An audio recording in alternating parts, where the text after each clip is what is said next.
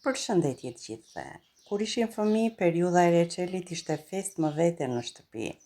Aroma e qershive që zjenin ngadalë na mblidhte të gjithë rreth tenxheres.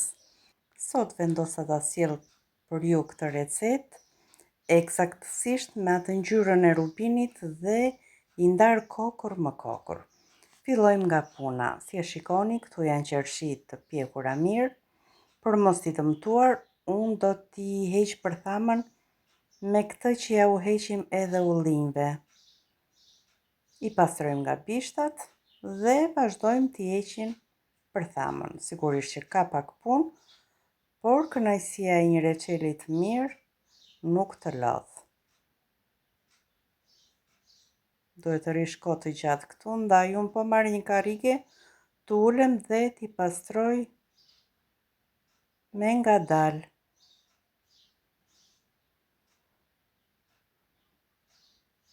Vazhdojmë t'i pastrojmë. Natyrisht pasi t'i pastrojmë qershitë, do t'i peshojmë sa na kanë ngelur. Këtu në tenxhere ka ngelur 1,5 kg nga 2 kg qershi që kishim, kanë ngelur 1,5 kg me qershi. Kështu si i kemi, i shtojmë edhe 1,5 kg me sheqer. Do thoni ju që shumë sheqer, por sigurisht shumë sheqer, por që reçeli të dalin i lidhur, e do patjetër këtë sasi sheqeri që të lidhet dhe reçeli të rrojë për një kohë të gjatë.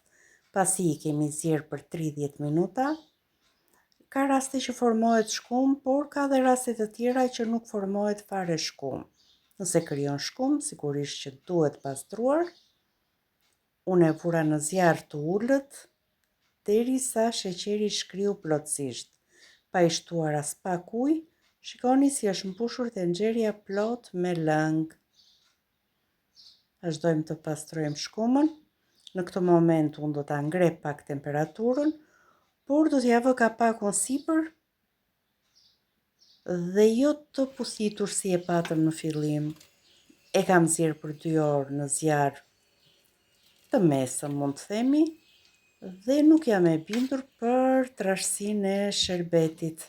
Atëherë unë e kam lënë të pushoj gjithë natën dhe kjo është tekstura. Si e shikoni, kërkon edhe pak zjerje, pasi lëngu nuk ka marrë atë dëndësinë e duhur. E rikthejmë në zjarr edhe 30 minuta të tjera, kur dalin këto flluckat e mëdha si e shikoni, atëherë reçeli është gati.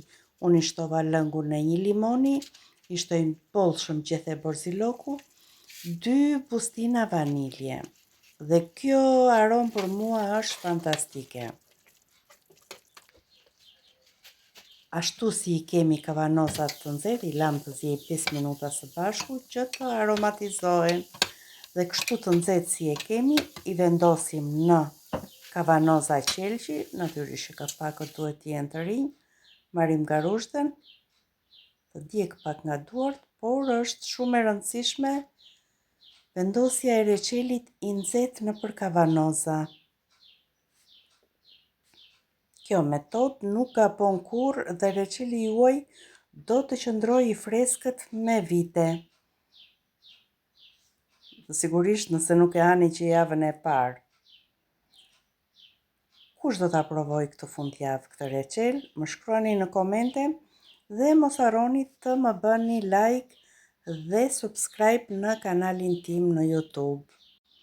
Unë mbushëm 2 kavanoza e gjysmë me reçel, natyrisht lash një pjesë në një tas për të treguar dhe dëndësinë e reçelit pasi është ftohur plotësisht. Në fakt unë i lë gjithë natën që të ftohen dhe më pas i ruaj në vend të errët.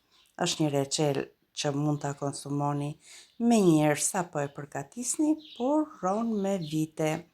Shikoni dëndësinë e reçelit dhe atë ngjyrën e artë të rubinit.